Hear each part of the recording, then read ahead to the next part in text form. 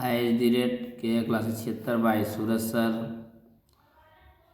आर्थिक समीक्षा और केंद्रीय बजट के बारे में 2024-25 और 25-26 के बारे में मैं आप सबको वीडियो प्रोवाइड कराऊंगा, जो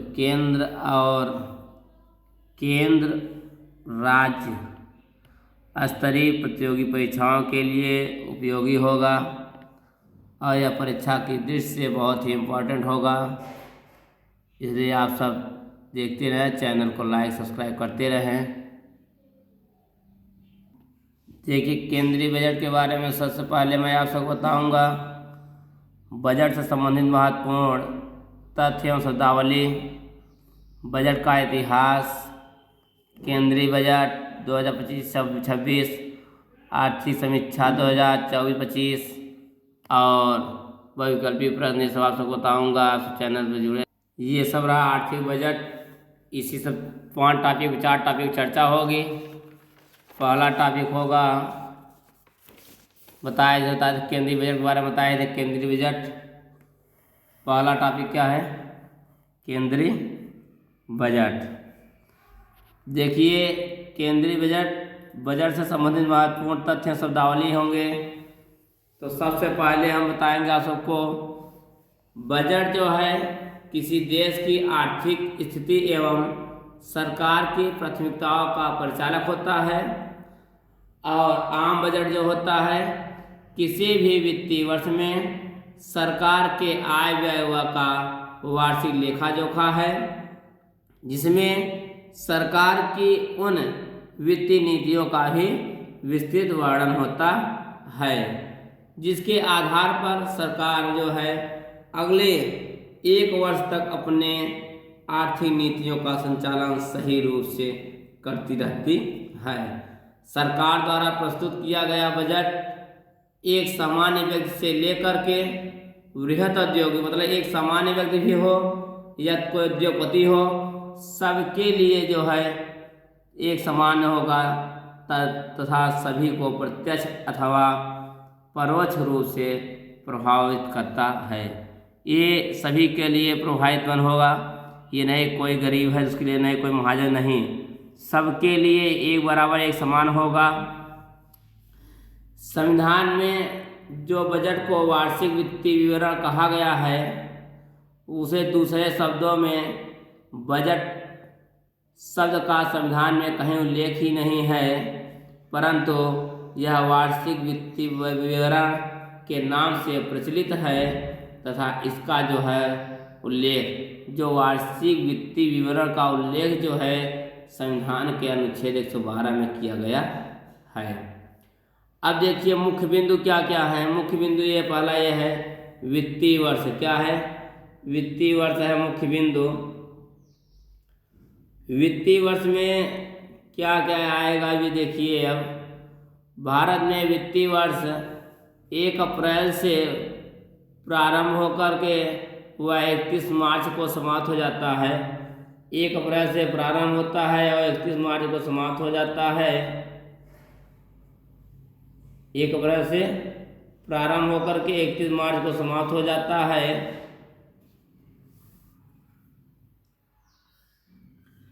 और देखिए वित्त मंत्रालय क्या है। वित्त मंत्रालय जो है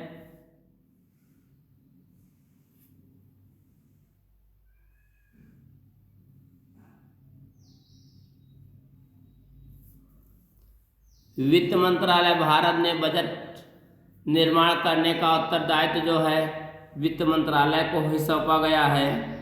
जो वित्त मंत्रालय का प्रमुख जो है वित्त मंत्री होता है। वित्त मंत्रालय का जो प्रमुख होता है वित्त मंत्री होता है। वित्त मंत्री जो है, देखिए वित्त मंत्री क्या है, वित्त मंत्री के बारे में बताने जा रहा हूँ। वित्त मंत्री जो है, वित्त मंत्री के द्वारा जो है प्रतिवर्ष जो है सर्वप्रथम लोकसभा में जो है बजट प्रस्तुत किया जाता है। इसके बाद राज्यसभा में, सबसे पहले लोकसभा में बजट प्रस्तुत किया जाता है और दूसरे नंबर पर जो है राज्यसभा में जो बजट प्रस्तुत किया जाता है। वित्तीय वर्ष 2017-18 में से बजट प्रस्तुत करने की तिथि में बदलाव करके 1 फरवरी कर दिया गया। इसके पहले जो था 28 से 29 फरवरी को प्रस्तुत किया जाता था, परंतु 2017-18 के से बजट में जो है तिथि में बदलाव, तारीख में बदलाव करके 1 फरवरी कर दिया गया। अब देखिए आर्थिक कार्य क्या क्या है। अब ये देखिए, आर्थिक कार्य है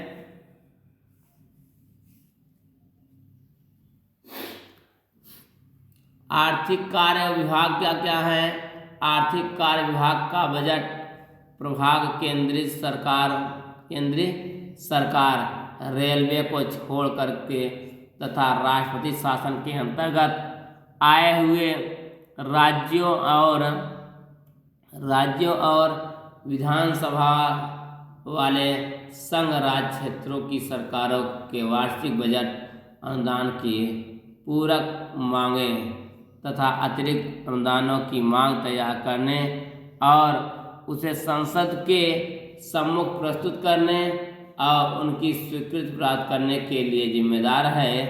यह प्रभाग केंद्रीय सरकार की राजकोषीय स्थिति की निगरानी करने के लिए उत्तरदायी है। उसके बाद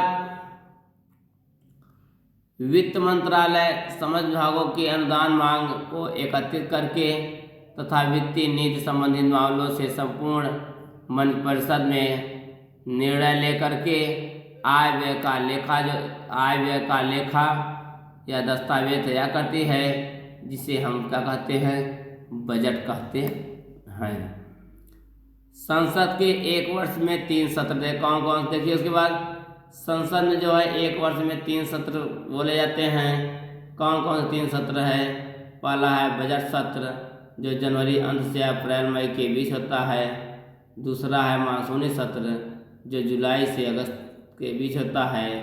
तीसरा है शीतकालीन सत्र जो नवंबर से दिसंबर के बीच होता है। वार्षिक वित्तीय विवरण क्या है देखिए।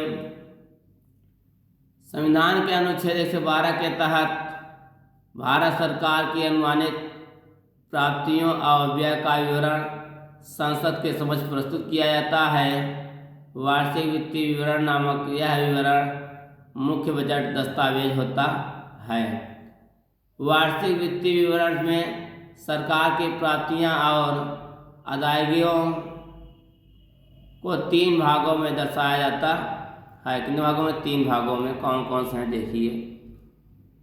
संचित समेकित वाला है संचित या समेकित निधि जो अनुच्छेद 266(1) में है।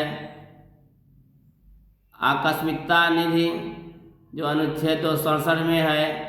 और लोक लेखा जो अनुच्छेद 266(2) में है। उसके बाद आता है बजट संबंधित खाते। राजस्व खाता जो कहते हैं।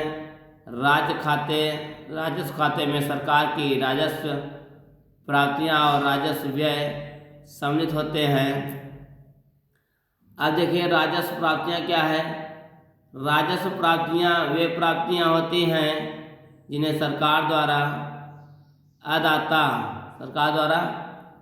अदाता को पुनः भुगतान किए जाने की आवश्यकता नहीं होती है। उसके बाद अर्थात ये जो है अप्रतिदेय होती है, इसे सरकार द्वारा पुनः प्राप्त नहीं किया जा सकता है। इसलिए राजस्व प्राप्तियां एक तरफा लेन देन होती हैं। राजस्व प्राप्तियां सरकार के लिए देयताओं का सृजन नहीं करती हैं। राजस्व प्राप्तियों को कर राजस्व एवं गैर कर राजस्व में विभाजित किया जाता है। अब देखिए आय व्यय है। राजस्व जो है, राजस्व व्यय क्या देखिए। राजस्व व्यय केंद्र सरकार का भौतिक या वित्तीय परिसंपत्तियों के सृजन के अतिरिक्त अन्य उद्देश्यों के लिए किया गया व्यय है। राज्य व्यय का संबंध सरकारी विभागों के सामान्य कार्यों तथा विविध देश सेवाओं, सरकार द्वारा उपगत ऋण ब्याज अदायगी, राज्य सरकारों और अन्य दलों को प्रदत्त अनुदानों आदि पर किए गए व्यय से होता है। ये सब राजस्व व्यय करता है। उसके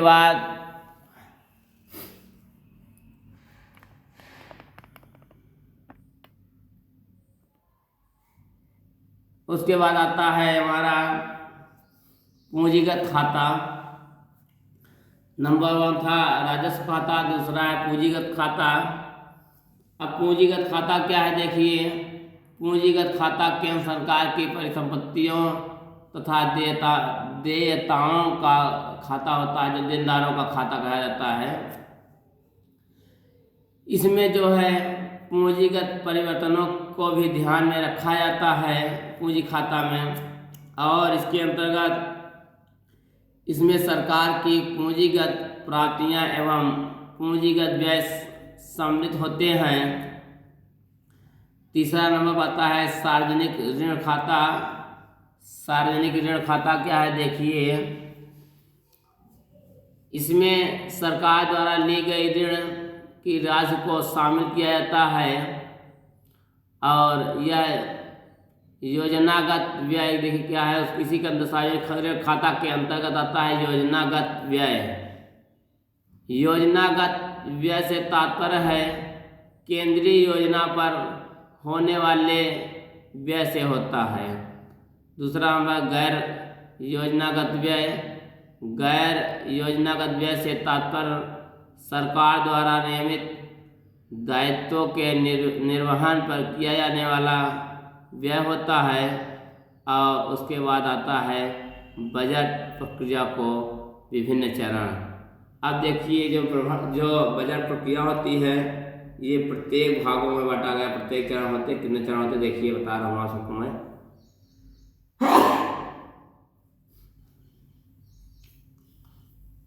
देखिए यह जो है बजट का प्रस्तुतिकरण जो है, पहला है बजट का प्रस्तुतिकरण, दूसरा है आम चर्चा बहस, तीसरा विभागीय समितियां द्वारा जांच, ये तमाम ये है।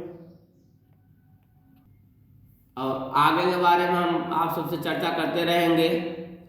आप सब चैनल पर जुड़े रहें, चैनल को लाइक सब्सक्राइब कमेंट करते रहें। जय हिंद, जय भारत।